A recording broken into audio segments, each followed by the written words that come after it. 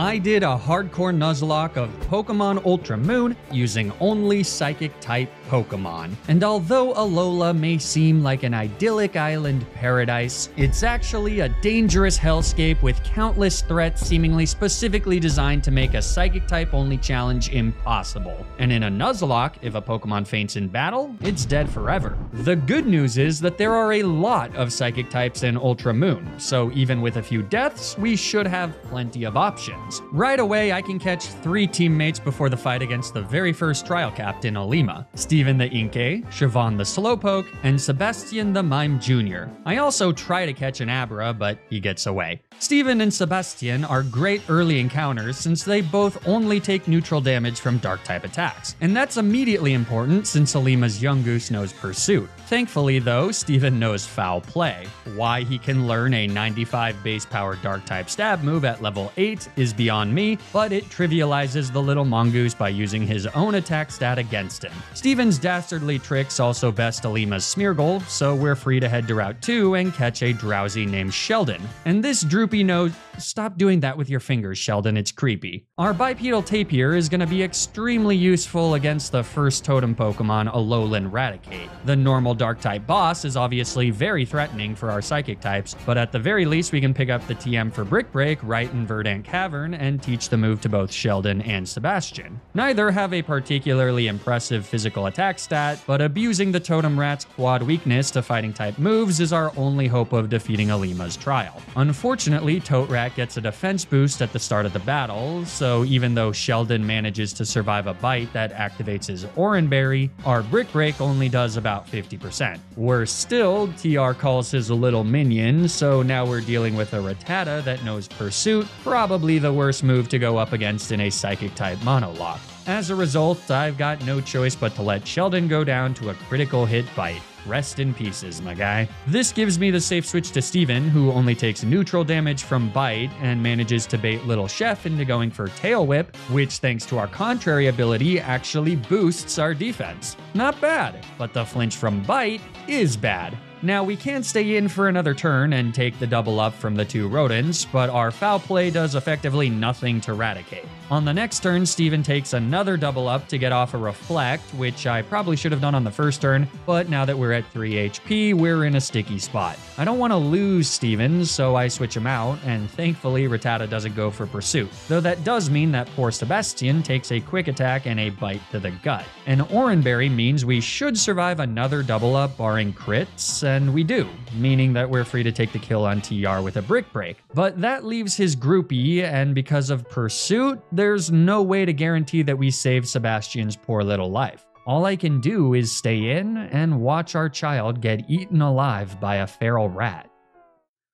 Well, that was lucky. To be honest, I didn't even know that this Rattata had the ability Hustle, but it just goes to show you, Hustle is a horrible ability. With that, we've defeated the first island trial with only a single death, and let's be honest, Sheldon was a bit of a creep. But speaking of creeps, with the new level cap, Sebastian evolves into Mr. Mime. And if you're concerned about not having an extremely flimsy and borderline useless baby on the team, don't be, because Sally Ann the Smoochum has you covered for the next 5 level caps. I also catch an Oricorio named Samuel, though he's going to the box for now since in his current form he's not a Psychic type. After that, we have a bit of a respite from the dangers of the Alola region as we face off against the kahuna of Melee Melee Island, Hala. He uses fighting type Pokemon that Sebastian rips apart like a freshly baked croissant. Before leaving Melee Melee Island, I make sure to catch a Pichu named Spencer and dump him in the box, because once we take the Mantine Express to Akala Island, I make my way to Paniola Ranch where a woman gives me an egg.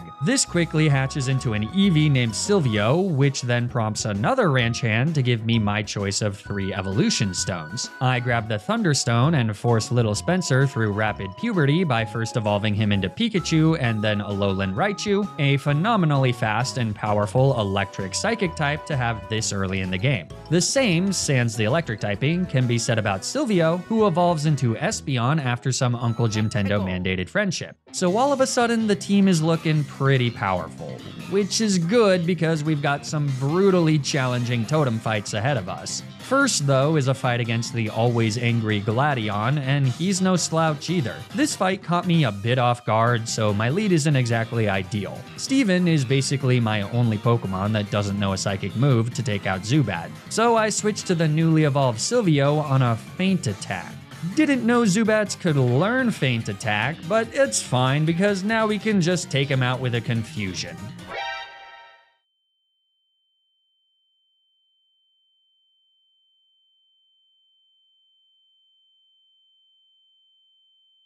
Alright, so that's not a Zubat, it's a disguised Zorua, obviously. Honestly, this might be one of the dumbest deaths in the history of the channel. Dumber than the time you lost your Drapion to Byron Steelix? Yeah. Dumber than the time you lost your Plusle to a random Luxray? That was literally in the last video, but yes. Dumber than the time— Can we not do this, please? After my two brain cells put together that the feint-attacking Zubat is actually a Zorua, I bring in Sebastian to take the kill with a Signal Beam. That brings in the real Zubat, who we then kill with a Confusion, leaving just type Null. Signal Beam is our best move, so that's what I go for, though it does basically nothing, and Pursuit is doing too much damage to stay in for even another turn. So I switch out, taking a boosted Pursuit in the process, to Steven, who will hopefully finish things off with a few foul plays. But even with our leftovers recovery, type Null is doing too much damage with Tackle. And as a result, I quickly find myself in the unfortunate position of either staying in and getting killed by Tackle, or switching out and getting killed by Pursuit. It's a total crapshoot, and sadly, I lose the gamble as our foe hunts Steven down and takes the KO. So, even though Spencer comes in to finish off type Null on the following turn and the battle is won, Gladion has unexpectedly managed to kill two of my Pokemon, and two of my best Pokemon at that. Losing my only Dark type so early in the challenge is not good. This was a brutal and completely avoidable tragedy, and it's with a heavy heart that I say goodbye to Silvio and Steven. But it's with a smile that I tell you about the sponsor of this video, Bye. Are you kidding me? That's your segue? Goodbye into Bye? That doesn't even make sense. Look, buddy, you already had your video cameo earlier, so just stay off the screen, okay? Bye is a proxy shopping and auction service that helps you buy products from online Japanese stores like Mercari, Rakuten, and Yahoo Japan Shopping. Just enter whatever you're looking for directly into their website search bar, and you'll find all sorts of authentic Japanese merchandise. You can also search directly in Japanese for even more results. Once you've selected your products, Bye purchases them directly from the Japanese vendors. The items are shipped to the Bye warehouse, and then they're prepped for international shipment and sent straight to you anywhere in the world. And if you're new to proxy services, Bye has a great first-time user guide that will answer any questions you have. I used Bye to get a bunch of Pokemon plushies. I got this really soft Clodsire plushie. I got 3 Tatsugiris, all of them in different colors. Wait. Garchomp FJ, did you buy this? It was an impulse purchase! So if you're interested in shopping at any of Bye's online stores, you can sign up for free by using the link in the description down below. And if you do, you'll get 10% off your first purchase. As always, please shop responsibly. Thanks so much to Bye for sponsoring this video. Now, let's get back to the challenge. With my remaining 4 teammates, I decide to go back to Melee Island and catch an Abra from Route 2. With an Ultra Ball, I manage to snag Stanley before he can teleport away, so after he evolves into Kadabra, I've got 5 Pokemon to face off against the Totem Araquanid in Brooklet Hill. And where do I even start with this thing? It's an absolute menace. Never mind that he has the Water Bubble ability, which doubles the power of his Water-type attacks, or the fact that there's permanent rain in this fight to further increase the power of water moves. Easily the scariest thing about this monster is that he knows Leech Life, which has 80 base power, hits my Psychic types for super effective damage, and also grants our foe a sizable chunk of HP in recovery. My best bet for Araquanid should be Spencer, but the mad lads at Game Freak who came up with this thing gave it a Wakan Berry, which halves the damage of our first electric type attack. Basically, my only play here is to sacrifice Spencer to get some damage off. An Electro Web wastes the berry and lowers Araquanid's speed, but it doesn't stop him from nearly one-shotting Spencer with a Leech Life and getting all the way back to full HP. He then also calls his little minion, so on the next turn, Spencer hits Araquanid with a massive Electro Ball before falling to a bubble. Thanks to that damage though, Sebastian can come in and take the KO with a Shockwave. A second Shockwave for the Dupiter on the following turn, and we've defeated Lana's Trial, but that's a really tough death. Not only was I looking forward to using an Alolan Raichu for, I think, the first time, but Spencer's typing was really unique and would have been useful throughout the entire playthrough. With twice as many deaths as trials completed, we hobble our way to Wella Volcano Park. On the way, I snag some pink nectar to change Samuel into a psychic type, and I also catch a Ralts named Shelby via Island Scan on Route 6. So we do once again have a full team of 6 as we face down against the Totem Alolan Marowak for Kiawe's Island trial. Like Araquanid before him, this thing is pretty absurd. The goal is to steal his held Thick Club, though in order to do that moderately safely, we do need to put him to sleep via Yawn from Siobhan. A Detect means that we now need to deal with Salazzle as well, but since she just goes for a Torment, Siobhan at least doesn't die from a Psychic, and we successfully connect with a Yawn. Protecting ensures that he falls asleep, and then lets me switch to Stanley, though he takes way more damage from Salazzle's Venoshock than I was expecting. Still, we can retaliate with a Psybeam for the one-shot into the Poisonous Lizard, and since Marowak stays asleep, we survive the turn. This means we can steal Marowak's Thick Club with a Soft Thief on the next turn, but since he then wakes up, that's death number 5. My heart can only break so many times, and I'm starting to go numb to the death of my teammates. With the combination of Roost, Protect, and Feather Dance, Samuel can stall Marowak out of PP, so at the very least, no one else needs to die before we win the third island trial. And thankfully, Samuel is also a phenomenal counter against the Totem Lurantis we have to fight in Mallow's trial. This thing is scary, but can't really deal damage to flying types. So even though we can't get the one-shot with a Supersonic Strike, we can bring her low enough to bait out Comfey, and then with Roost and Protect, it's just 20 minutes of stalling. The only thing you gotta be careful about here is accidentally killing the Comfey, because if you do, a Kecleon will take her place, and that fella knows Ancient Power. So, since Samuel's only attacking move is Air Cutter, which hits both targets, I eventually do need to switch out to Shelby the Curlia. Lurantis is now stuck using Low Sweep, so she can't really do all that much damage to us. But Comfey can, and well, yeah. That obviously sucks, though just like in the first 2 trials, Sebastian comes in to avenge his fallen teammate by taking the KO on Lurantis. It is Samuel who then knocks out Comfey, but with that, we've won the 4th island trial. And despite having 6 deaths, we can replace our fallen friends by catching an Oranguru named Sydney from the Lush Jungle and a Staryu named Star from Route 7, who quickly evolves into the part Psychic type Starmie once we buy a Water Stone from Kanikani City. In fact, we can also catch a Natu named Skylar, get it, from Akala Outskirts, which means that as we go to face off against Olivia, the Akala Island Kahuna, I can dump the dead weight that is Sally Ann into the box and still have a full team of 6. Though, like the previous Kahuna, this is a fairly straightforward fight. Star is able to outspeed and one-shot Anorith with a Bubble Beam, which brings in Lileep second, but she's easily stalled by switching between Samuel and Sydney on Giga Drains and Ancient Powers. That then lets Star come back in and take another kill with a Brine, putting us in the perfect spot to deal with Olivia's ace, Lycanroc, because we can simply nail him with a Hydro Vortex Z move for the one-shot, easily winning us to the final fight on Akala Island. And I can't wait to get off of what turned out to be a glorified graveyard. 5 teammates and friends were laid to rest on this island's shores. If I never have to come back to Akala Island, it'll be way too soon.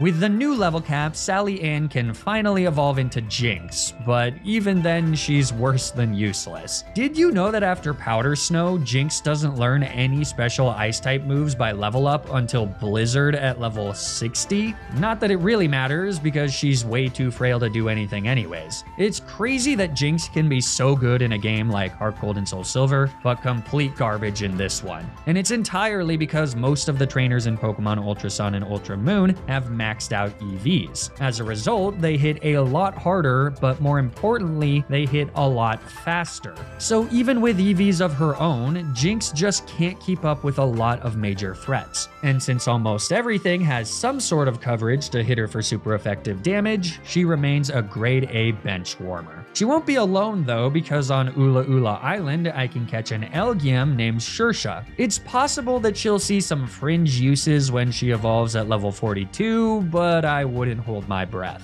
Fortunately, I can also catch Scott the Beldum, obviously a phenomenal encounter once they evolve into the pseudo-legendary Metagross. Our next stop is Mount Hokulani Observatory to face off against the Totem Togedemaru, but this guy is kind of a chump. Sydney makes quick work of him by using Psych Up to take his defense boosts and then spamming quad-effective bulldozes.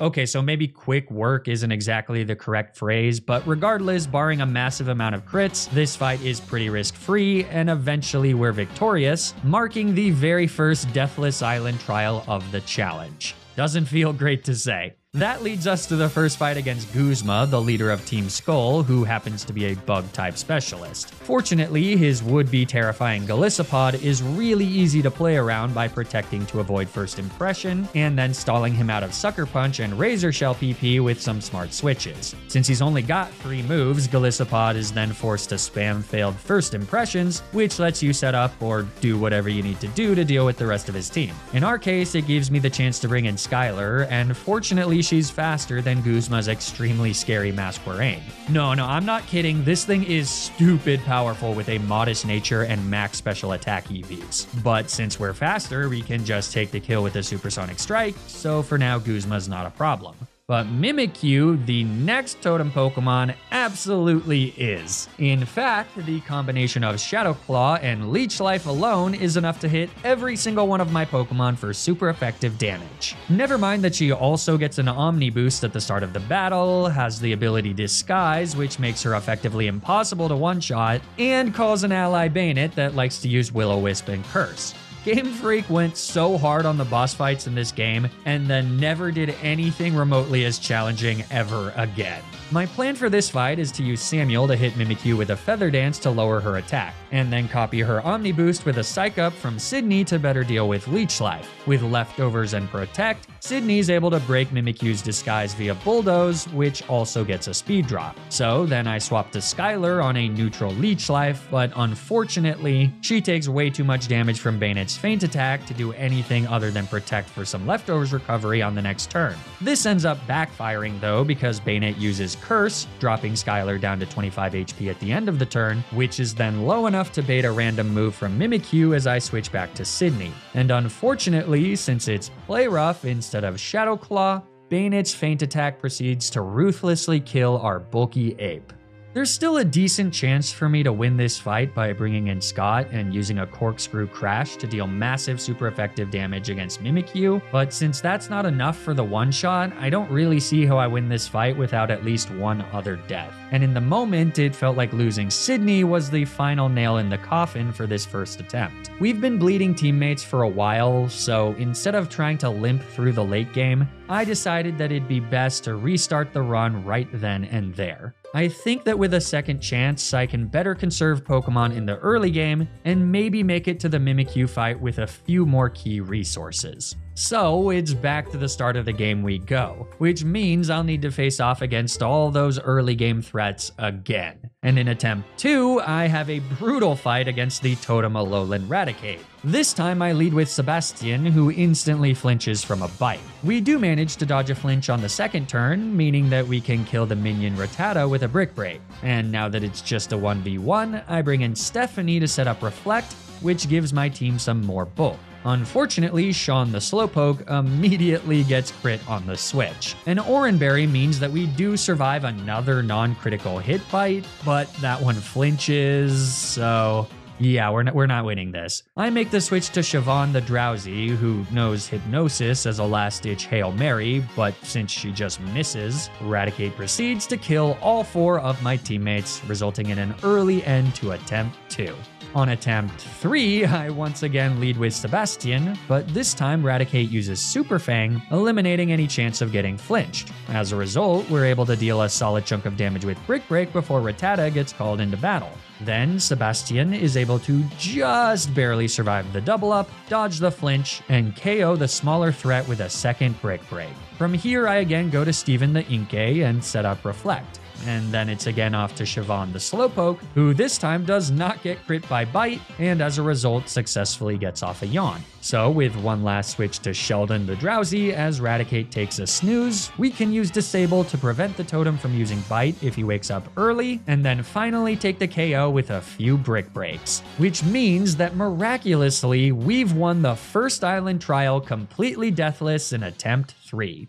And by not being a stupid idiot against Gladion, I enter the fight against the totem Araquanid completely deathless as well. As a result, I can lead with Sheldon, who's bulky enough to survive a Leech Life and hit Araquanid with Disable. Then I switch to Sebastian on a double up of Random Move Aurora Beam and Bug Bite from Dupiter. Here, I decide to capitalize on the lucky random move and Encore Araquanid into Aurora Beam, which does way less damage than Bubble, though Dupiter does get to set up a Sticky Web for free. But then we kill Baby Bug with a few Shockwaves, using leftovers to stay moderately healthy. By continually locking Araquanid into Aurora Beam via well-timed Encores, it's safe to hit a soft Shockwave and then switch to Spencer. Thanks to the speed drop from Sticky Web, a single Electro Ball isn't enough for the KO, so I do start first with an Electro Web. But then, after Araquanid calls his second minion, who's slow for some reason, an Electro Ball takes out the totem. So with one more hit to kill Masquerain, the battle is won and attempt 3 remains deathless. Plus, with full resources, I'm optimistic that I can beat the totem Alolan Marowak deathless as well, though I do instantly make that significantly less likely with another boneheaded mistake. See, the plan was to lead Silvio and steal Marowak's Thick Club with Covet. But Covet is a normal type move, and Alolan Marowak is a ghost type. Thankfully, I noticed my mistake before wasting a turn, though it doesn't really matter since Marowak just used Detect anyways. But with that extremely stupid blunder, I now have no way to steal Marowak's Thick Club.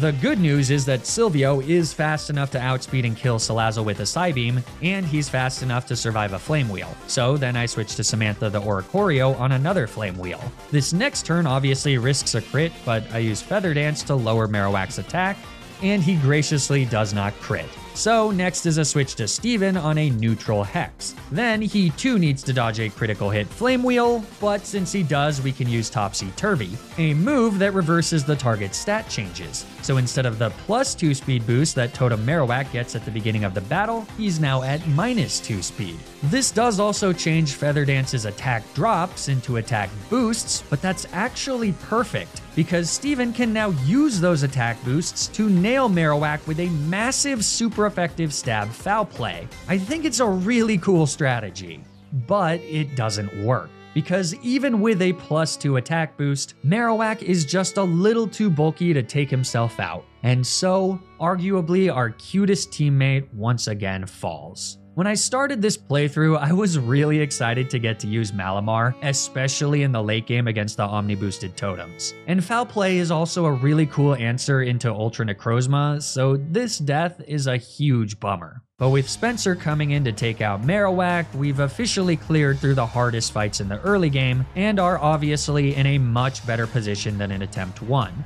With slightly better prep, we're able to beat the Totem Lurantis without losing my Curlia, who is now named Seamus. Once again, Olivia is more or less swept by Star the Starmie, and the Totem Togedemaru is walled by my new Oranguru, now named Saul. So all of a sudden, we find ourselves back at the Totem Mimikyu fight, but this time with a much larger roster, though none of these new survivors really change the matchup all that much. They all still get killed pretty handily by Shadow Claw, Leech Life, or both.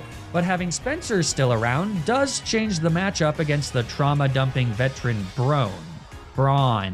Brony. This guy is guarding the TM for Shadow Ball, and though he only has 2 Pokemon, one of them is a max HP Honchkrow that is very difficult to deal with using all Psychic types if one of your Psychic types isn't also an extremely fast Electric type. In attempt 1, I didn't even bother going for this TM at the time, but since Spencer now trivializes the fight, it's completely safe to snag it in attempt 3, now granting most of my Pokemon a way to hit Mimikyu for super effective damage. So with that, it's time for a rematch. In round 2, I lead directly with Saul, the goal being to try and stall Mimikyu out of Leech Life PP via Protect, and switches to my 2-part flying types. But after Mimikyu calls Banette for aid, I do stay in for a turn so that I can hit the Haunted Doll with a Shadow Ball. It doesn't get the kill, but Banette's own curse does, meaning that as long as we don't deal too much damage to Mimikyu, she won't call in another ally. This was definitely a little risky, but it ended up paying off. So from here, we proceed to stall. Since Saul doesn't take damage from Shadow Claw, his leftovers slowly gets him back HP, and after just a few turns, Mimikyu is indeed all out of her 10 Leech Life PP.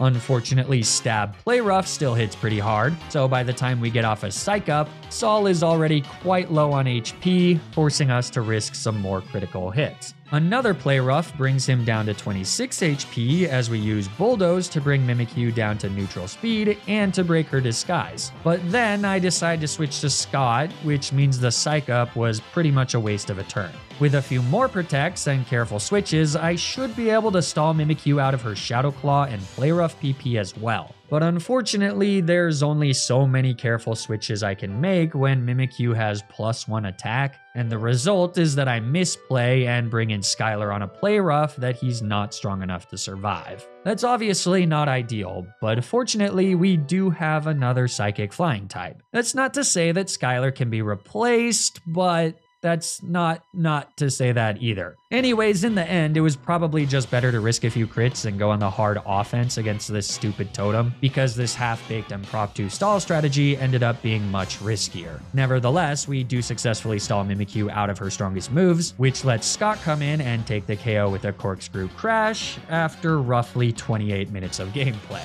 Not the prettiest battle, but what's done is done, and that's trial number 6 completed. With the new level cap of 44, Siobhan the Slowpoke is finally able to evolve into Slowbro, giving my team a much-needed physical wall. I also decide that this is an appropriate time to evolve Stanley into an Alakazam. And despite being equally as physically frail as Sally Ann, Stan the Man's speed and special attack more than compensate for this, which makes him a phenomenal candidate for the Psychium Z crystal we pick up in Haina Desert. Oh, and Stavros the Elgium evolves into Beheum, so good for him or whatever. Nanu is the Ula Ula Island kahuna and specializes in dark types, which are definitely scary, but he gets absolutely obliterated by Seamus the Gardevoir. Seamus can set up a Calm Mind against Sableye, eat a Shadow Ball, and then gain back all the lost HP with a Draining Kiss. Krokorok can't one-shot Seamus, so instead goes for Swagger to induce confusion, but this ain't my first rodeo, so we've got a held Personberry to easily take the KO with another Draining Kiss. So that just leaves a Lowland Persian.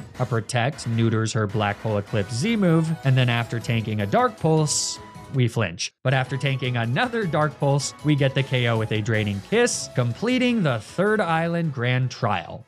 And so begins the raid on Aether Paradise, which features half a dozen fairly tricky mini-boss fights. A gauntlet against 3 Aether Foundation employees proves to be quite scary, as the first leads with an Alolan Muck that gets a defense boost on turn 1, though now that Scott has evolved into Metagross, we're able to brute force our way through the matchup. Same goes for the Magneton and Porygon 2 that the other employees use, but that's just the tip of the iceberg with regards to mini-boss fights. For example, there's also a multi-battle with Gladion against these 2 fellas that have a handful of fire and electric type Pokemon. Now, maybe you're thinking that these fights would be a lot easier with a ground type Pokemon. I sure thought that, which is why before doing any of these fights, I trekked back to the Haina Desert to pick up a Psychic Ground-type Baltoy. But the thing about Baltoy is that it's one of the handful of Pokemon in Ultra Sun and Ultra Moon that can only be found via SOS battles, which is a somewhat interesting but extremely annoying mechanic introduced in Generation 7, where wild Pokemon can call other Pokemon to their side of the field, kind of like the Totem Pokemon do. I've been told that it's great for chaining shinies if you're into that particular type of self-inflicted torture, but in my Nuzlocking experience, it just makes catching Pokemon slightly more difficult. Anyways, in order to find Baltoy here, you need to encounter a wild Pokemon in Haina Desert, whittle its HP down low enough that it'll call for an ally, and then hope that that Pokemon is a Baltoy, which according to Cerebi should happen 10% of the time. If they call a different Pokemon, you just knock it out and wait for them to call another. You can also increase the chances of them calling for aid by using an Adrenaline Orb. I know, technically that's using an item in battle, but it doesn't matter. So with a 10% chance every time that they call an ally, you'd think that it wouldn't take too long to find a Baltoy, right? Well, you'd be wrong, because I spent over an hour looking for Baltoy and didn't find a single one. I did this for so long that the Pokemon I was using to SOS chain ended up running out of PP and killing itself via struggle multiple times. I pulled several dozen SOS partners, but they were never the, according to Cerebi.net, 10% Baltoy. I found 3 1% cast forms, but not a single damn Baltoy. And before you say, hey, maybe the sandstorm affects the SOS encounters, that's a thing, right? Allow me to show you this YouTube video where someone does indeed find a Baltoy in a fucking sandstorm. Despite what it says in the bottom left of the video, by the way. I have no idea if I was doing something wrong or if I was just extremely unlucky, but it damn near broke me in a way that nothing else ever has. I know I could have just called up Uncle Jimtendo and gotten a Baltoy that way, but after about 15 minutes of trying this SOS chaining crap, it became a matter of proving to myself that this was even possible, which gun to my head I would now say isn't. The reason I even bring this up at all is twofold. One, I think people like watching me suffer. And two, maybe there's someone out there who's had an equally as infuriating and isolating experience trying to SOS chain Baltoy in the Haina Desert. And maybe, just maybe, my experience makes that person feel less alone in this cruel and unjust world. Alright, well, because I just wasted half a page of script complaining into the void, let's fast forward to the climax of the raid on Aether Paradise, the fight against Lusamine. This slowpoke freezing psychopath is as unhinged as her AI is random, which makes this fight deceptively difficult since you can't predict what she's going to do. The best bet is to just play a little risky and go for quick kills. Against Clefable, Scott eats a random Hyper Voice and then takes the KO with a single Iron Head. Against Lopunny, who knows Fire Punch, we stay in on a random Thunder Punch, get paralyzed, but connect with a Hammer Arm for the KO regardless. Against Milotic, though, we bow out to let Siobhan take the field. She puts Milo to sleep with a Yawn so that I can get a safe switch into Spencer, who hits Milo with a Volt Switch for massive damage. This brings Siobhan back in, just in case Milotic wakes up on turn 1, which she does. I figure that I can just do the same thing again, but Lusamine actually switches out into Lilligant, which is completely unexpected and also pretty bad. This thing's only attacking move is Petal Dance, which with max special attack EVs, hits extremely hard, especially since Scott is our only Pokemon that resists Grass-type moves. I can't even bank on Confusion luck here because Lilligant has the ability Own Tempo. My only play is to switch to Stavros and hope he doesn't get crit. He comes in on a Stun Spore, which is awesome because Synchronize causes Lilligant to get paralyzed as well. Petal Dance connects on the next turn for massive damage, activating our Citrus Berry so that we can survive another non-crit. Our Signal Beam then brings Lilligant into the yellow, so all we gotta do is survive one more Petal Dance. Bahiem fans rejoice, all 5 of you, because Stavros survives and takes the KO with another Signal Beam. With Milo in again, it's back to Siobhan, who once again lulls her to sleep with Yawn before Spencer comes in to take the KO with a Volt Switch. That gives me the safe switch to Stanley, who then takes out Lusamine's final Pokemon, Beware, with a Shattered Psyche Z move, winning us the battle. So as Lusamine hops into a portal, we're off to the Seafolk village on Pawnee Island, where the end of the game rapidly approaches. A detour to Exeggutor Island means that I can catch my final encounter of the challenge, an Execute named Sergey. And since Alolan Exeggutor is Grass Dragon instead of Grass Psychic, this little fella can't evolve, but I've still got big plans for him, don't you worry. Deep inside Vast Pawnee Canyon lies the 7th island trial against the Totem Komodo, An Omni Boost makes him a bit scary, but even so, he can't do much damage to Scott, who lowers his speed with Bulldoze. Noivern comes out to assist the totems, so after shrugging off the double up, we punch the speedy dragon in the face for the KO.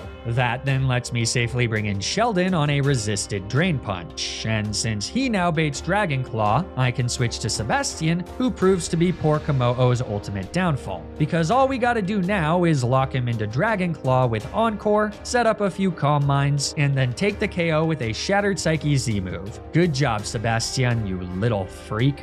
So with that, it's time for the scariest fight in the entire game, the showdown against Ultra Necrozma. Omni boosted, over-leveled, and out of control. The easiest way to deal with this beast is using Focus Sash and Endeavor, but I'm not gonna take the easy way out this time, no sir. Even though my Pokemon can definitely learn Endeavor, I'm gonna choose to take the high road, aka Toxic Trail. Scott the Metagross is barely bulky enough to never be one-shot by Ultra Necrozma, meaning that by holding a Zoom Lens, we're guaranteed to get off a Toxic. After the first turn, we can use Protect for another free chunk of chip. Then, since Scott is baiting Dragon Pulse, it's safe to switch to Sebastian on turn 3. Another Protect here means that Ultra Necrozma falls to well under 50%, so all that's left to do is send out Sergei and let the cards fall where they may. But with an Eviolite, he easily eats a Smart Strike as Necrozma falls into the red. So, with one final Protect, we succeed in honorably defeating Necrozma completely deathless. Suck eggs, Necrozma. Suck eggs. Now that we've saved the world, it's time to finish this challenge. There's only one island trial left, though unfortunately it's Mina's Goose Chase that requires you to backtrack to every previous island, challenging former trial captains and collecting flower petals as you go. In previous challenges, this has resulted in a death or two, but this time we have the resources to skate by without any issues. So that pits us against the double Omni-boosted Totem Ribombee. Not a fun matchup, given that Psychic types are weak to Bug types, but at least Scott takes neutral damage and can retaliate with a massive, super effective Corkscrew Crash. Unfortunately, it's not quite enough for the one-shot, so Ribombee calls Blissey, who can't threaten with damage, but will cause a lot of issues if she opts for Heal Pulse. Thankfully, as I switch to Sebastian, she just goes for Helping Hand, which is useless since Soundproof makes us immune to Bug Buzz. Oh, by the way, I bought an ability capsule from Royal Avenue to change Sebastian's ability. So anyways, on the following turn, Ribombee hits us with a Helping Hand boosted Dazzling Gleam, but it's not enough for the one-shot, meaning that we can retaliate with a Psychic for the KO. Blissey's got no attacking moves, so just a few turns later, we've defeated the 8th and final island trial. Papu is the last kahuna, but she's almost always the easiest. Skinny King Stanley kills Golurk and Mudsdale with a single Grass Knot apiece. Energy Ball takes out the slightly less heavy Gastrodon, and Flygon, who only knows Earth Power and Dragon Pulse, is completely walled by Seamus once he traces Levitate. So good game, Hapu. We're officially off to the Pokemon League. But as we make our way to Mount Lanakila, we're stopped by Gladion for one final fight. His Silvally is pretty scary, especially with Bug and Dark-type coverage, though first is his lead Crobat, and he's easy work for Scott, who takes the Oko with a Zen Headbutt. That brings in what appears to be Lucario second, but I'm not falling for it this time. That's Gladion Zoroark, and with a held Colberberry, we'll easily survive a Night Daze and take the KO with a Brick Break. Wait, why did Zoroark's illusion wear off?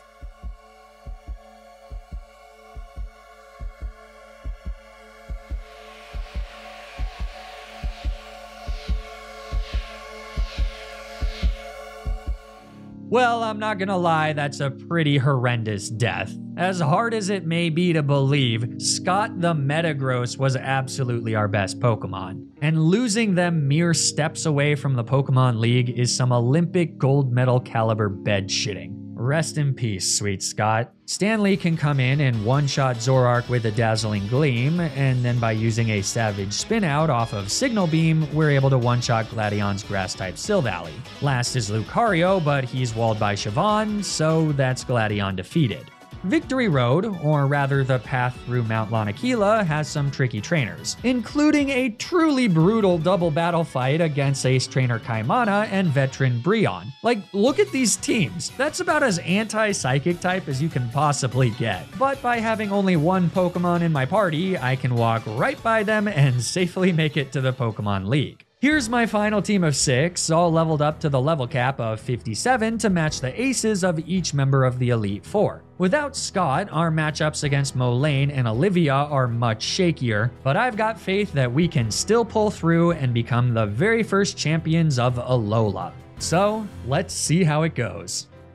First is the bird specialist Kahili, and right away Spencer electrocutes her Braviary with a Thunderbolt for the one-shot. That brings in Hawlucha, who we unfortunately don't outspeed, so it's off to Siobhan on a super effective Throat Chop. Fortunately, she's bulky enough to tank a few hits, and with the combination of Yawn, Slack Off, and Leftovers, we can stay fully healthy as Scalds eventually bring down our foe. Third is Mandibuzz, so I stay in to eat a Flatter that fails to confuse thanks to Siobhan's own Tempo ability. Instead, it's just a free special attack boost as we hit the Flintstonian bird with a Yawn. On the next turn, Siobhan shrugs off an adorably soft Brave Bird before hitting a Scald for nearly 50%. Since we don't get the burn, Mandibuzz falls asleep and grants a safe switch back into Spencer, who proceeds to take the KO with another Thunderbolt. And since we do outspeed Kahili's remaining 2 Pokemon, 2 more Thunderbolts are all it takes to seal up the first battle of the Elite Four. I decide to take on Olivia second. Her lead Armaldo is definitely scary, but Siobhan is just barely strong enough to never fall to even a critical hit X-Scissor, which means that she can respond with a Choice Spec Scald for the one-shot.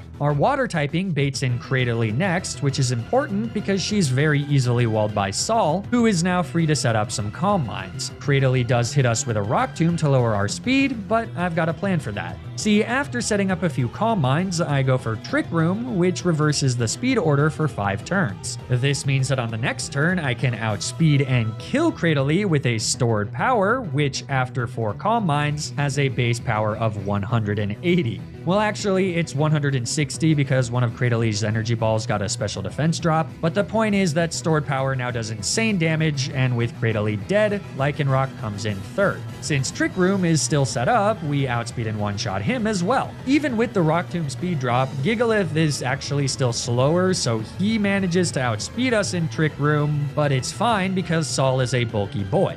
Probopass resists Stored Powers, so we don't get the one-shot on her, especially with the special defense boost from Sandstorm. But again, since Sulk is a bulky boy, there's not much the special attacking tank can do. So a few turns later, she falls, and we've defeated Olivia. Third is Acerola, the Ghost-type trainer, obviously not the best matchup, but Sol's normal typing helps out a lot, as does Stanley completely bodying our foe's lead Bayonet with a super effective Shadow Ball. There actually was one damage roll there that wouldn't have killed, so that was a tad risky. In hindsight, it would have been better to send Stanley out against Olivia's Probopass just to gain the XP needed to grow to level 58 and ensure the KO. But ultimately, it ended up working out. With Delmise out second, Stanley uses Never-Ending Nightmare to score another crucial OHKO. That brings in Frostlass third, and this thing is annoying because she likes to spam Confuse Ray, but by switching between Sol and Siobhan, we can stall her out of Blizzard PP and then take the kill with a few Shadow Balls from Mr. Goodman.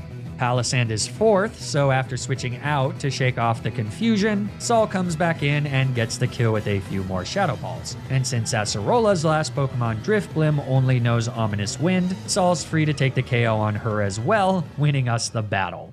Which means that last is Molayne, easily the trickiest matchup. We don't have great ways to deal with his spike-setting Klefki, his Night-slashing Bisharp, or his extremely powerful Magnezone.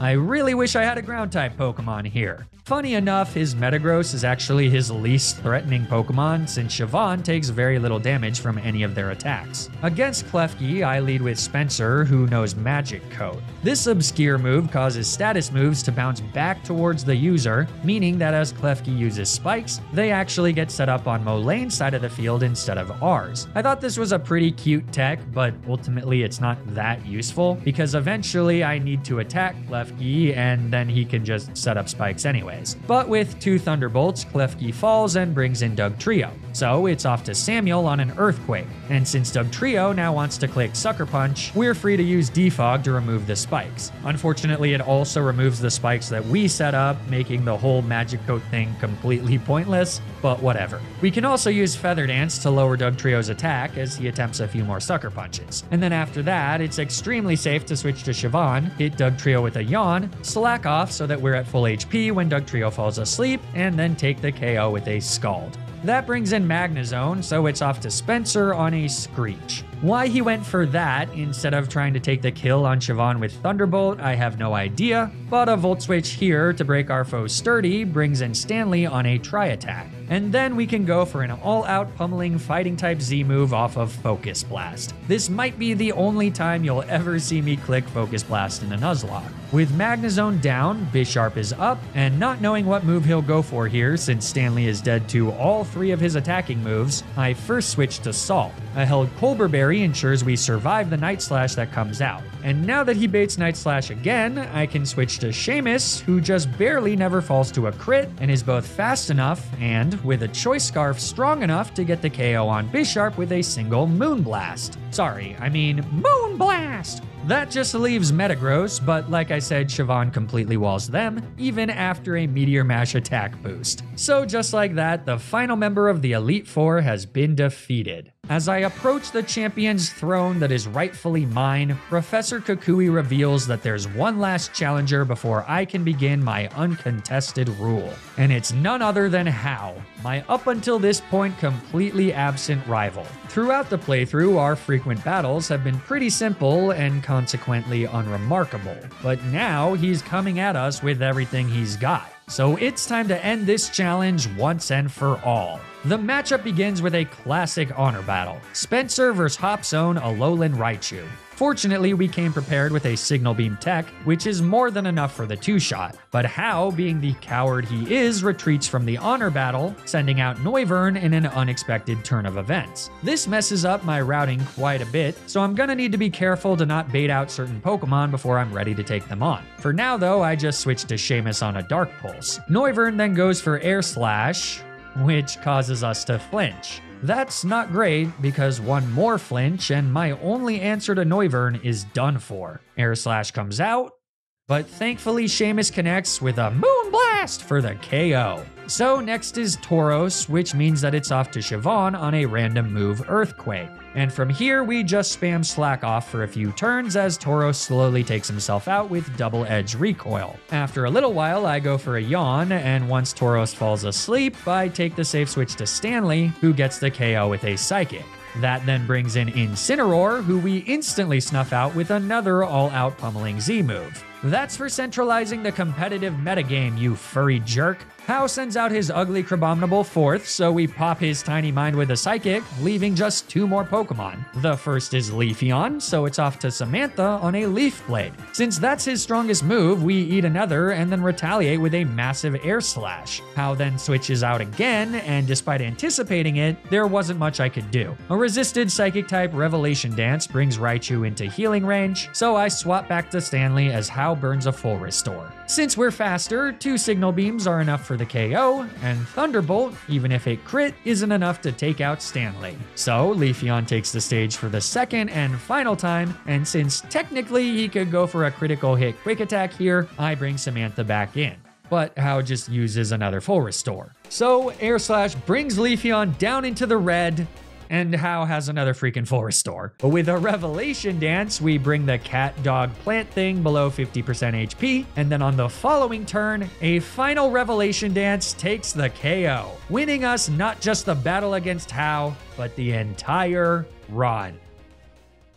I gotta say, the more I play Ultra Sun and Ultra Moon, the more I like them. I wish they were a bit shorter, but the totems always make for such fun and unique challenges. So let me know what other Alola runs you want to see. And as always, thank you all so much for watching. If you enjoyed the video, it'd be great if you could leave a like and subscribe to the channel. Or don't, I don't know. But I do know that you should subscribe to my Patreon if you want to directly support the channel. Sometimes I post behind the scenes stuff there, like a different cut of the intro from the Babies Only video from a few weeks ago. Other than that, stay tuned for more Nuzlocke content, and until then, remember to always, always, always play around the critical hit.